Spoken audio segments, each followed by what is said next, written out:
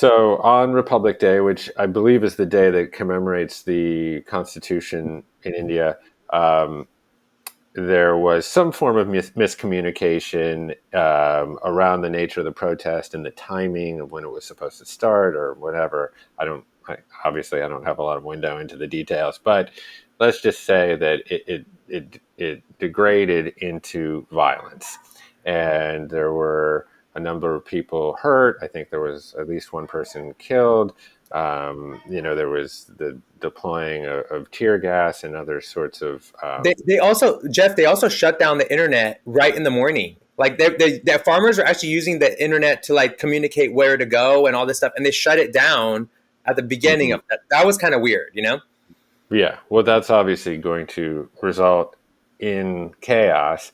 And then, as you brought up, there was an incident at the Red Fort, which is a very revered monument in New Delhi that was quote unquote supposedly besieged, and there was a report of a red flag, I believe, being hoisted above It it, was actually the Sikh the Sikh flag, yeah, right? yeah.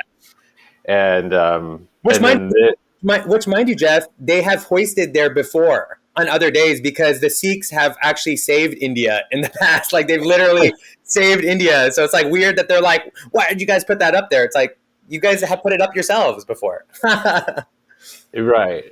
Just in this particular case, it seems to have been leveraged to give the government some degree of ability to sort of crack down. Right. And in the wake of this particular protest, like I said, it seems like that the dialogue has really changed, and now it has become something way more political and then also religious. Mm-hmm. And because of the sensationalism of violence and the images associated with it, it has emerged more into kind of the international newsscape. Right. And in the New York Times and CNN and Rihanna. Well, so this is where I'm going, where is Rihanna then read an article on CNN. She saw an article on CNN. I assume she read it, and she sent what initially seemed to be, a pretty harmless tweet, which was like, something like, "Why are we not talking about this?" And maybe you can describe what happened in the aftermath of this tweet, because it seems ridiculous that this would make a difference, but she has 100 million followers or so, and this unleashed a wave of social media terror, perhaps never seen before. I mean, it's interesting because there are effigies of hers being burned in India, and I think there's a FIR that the Indian government has filed a lawsuit against her. I mean, it's like it's almost comical because it's like it's once again it's kind of showing the reality of the situation that like if somebody like Rihanna can affect.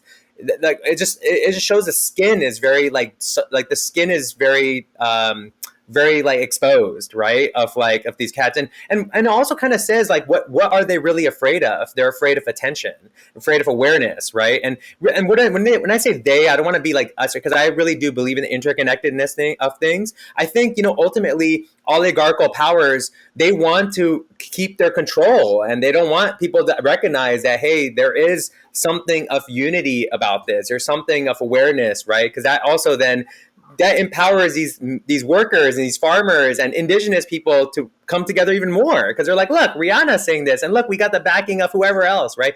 Juju Smith-Schuster posted something, right? Juju of the Steelers, and I think all of these things have they have this invariable effect of empowering those who are already showing up. And that's kind of what corporate greed kind of fears is people coming together to take care of each other, right? Like that's actually, in my opinion, that's kind of where I feel this is what's kind of happening is we're seeing in India how people can take care of each other without the government, right? And like that's very powerful stuff, right? And that's not being shared enough on mainstream media, in my opinion, too, Jeff. I must admit, I've been trying to be like, why does this show up on Google, right? Search. Why doesn't it show up on on mainstream media outlets as much? I'm like, wait, that's because like we here are so separated in America. Like, imagine if we started taking care of each other here the way the Indians are right now. It'd be amazing. I'm Jeff Krasno, and welcome to Commune, where every week we explore the ideas, values, and practices that bring us together and help us live healthy and purpose-filled lives. Subscribe wherever you get your podcasts. We hope you'll join us.